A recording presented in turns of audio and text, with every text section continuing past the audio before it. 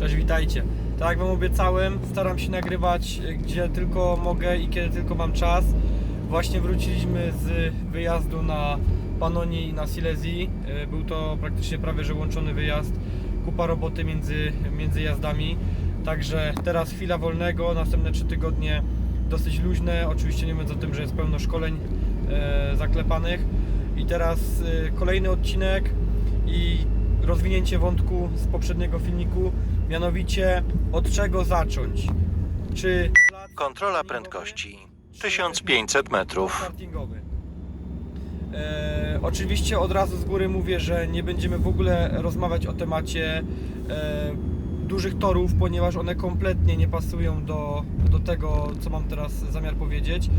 Od czego zacząć jazdę? Nie chodzi tylko o to, że jesteście totalnie nowicjuszami, jeśli chodzi o torowanie i zaczynacie dopiero w cudzysłowie jutro, tylko do osób, które konkretnie chcą się czegoś nauczyć, czyli jeśli jeździcie przez x lat po dużych torach i nadal czujecie, że macie stagnację, nie rozwijacie się, nie idziecie do przodu, cały czas jest strach przed prędkością, nie do końca wiecie, co robi się na tym motocyklu, dochodzi do nieprzyjemnych gleb, no to na pewno warto pomyśleć o tym, żeby pójść krok do tyłu i wskoczyć na tor kartingowy bądź na plac. Natomiast co z tych dwójka jest lepsze? Słuchajcie, fundamentem i totalną podstawą, jeśli chodzi o taką poprawną technikę jazdy, jest oczywiście plac treningowy. Co to jest? Jest to jakieś miejsce, najlepiej asfaltowe, może to być bardzo równy bruk, jeśli taki jest, żeby żadna kostka nie wystawiała, żebyśmy sobie nogi nie rozwalili, typu kolano, które nam porwie.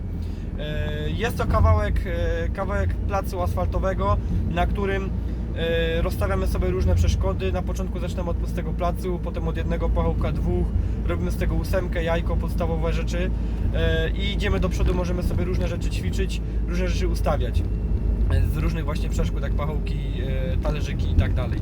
To jest totalna podstawa i jeśli chcecie rzeczywiście mówić o tym, że coś robię w kierunku rozwoju, w kierunku mojej techniki jazdy, żeby być bezpieczniejszym, żeby być szybszym, płynniejszym, mniej się męczyć na motocyklu, to na pewno będzie to właśnie ten wybór.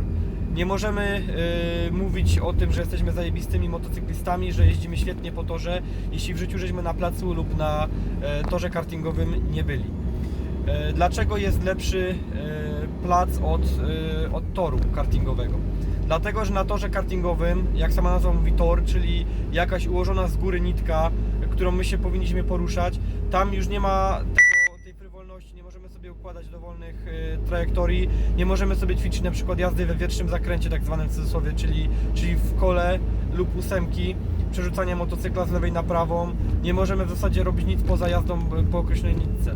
Też jest to fajne miejsce, bo prędkości są dosyć niskie, możemy się pouczyć przy niewielkiej sile odśrodkowej robić różne manewry. I tutaj też uczy nas to trzymania się na motocyklu odpowiedniej pozycji. Natomiast numerem 1 dla mnie i dla większości tego motocyklowego świadka jest oczywiście plac treningowy.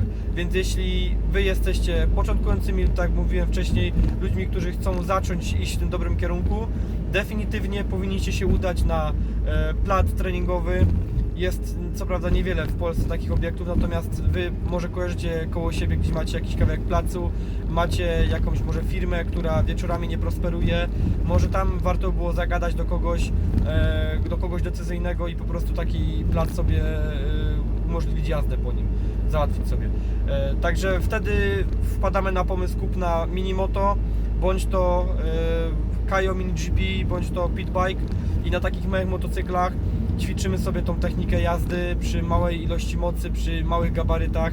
Uwierzcie mi, że to naprawdę przekłada się na umiejętności jazdy na dużym motocyklu. Oczywiście na pitbike'u ta pozycja w przeciwieństwie do Kajo różni się od pozycji na dużym motocyklu sportowym, natomiast nie dajcie się zwieść. Na jednym i na drugim naprawdę bardzo, bardzo dobrze można się nauczyć jeździć. Moim faworytem akurat jest tutaj pitbike.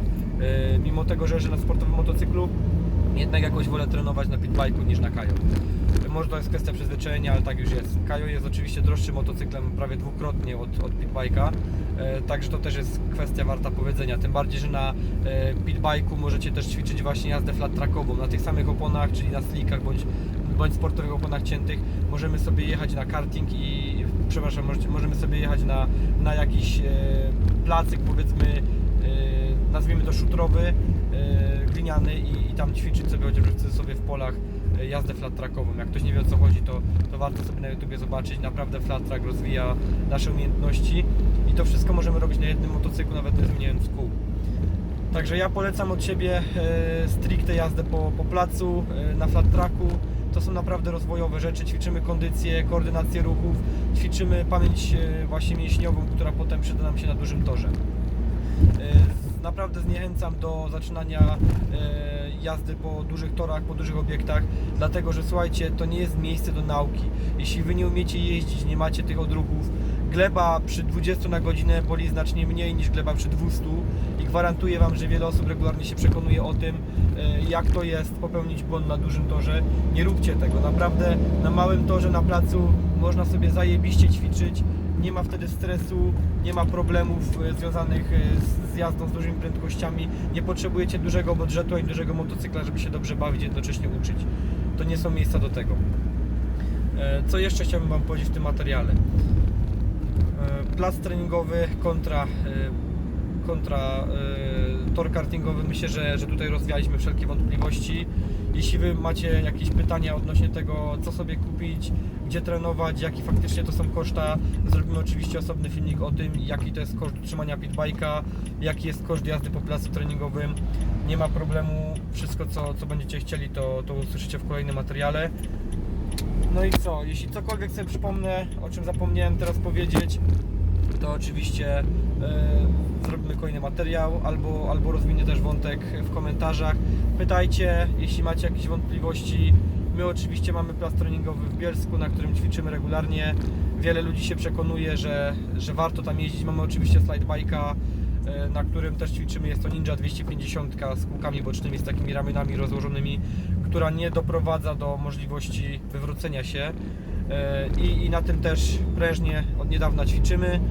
Mamy pierwsze opinie ludzi, którzy bez styczności wcześniej z czymkolwiek podobnym zaczęli u nas jeździć na slajdzie i też sobie bardzo chwalą.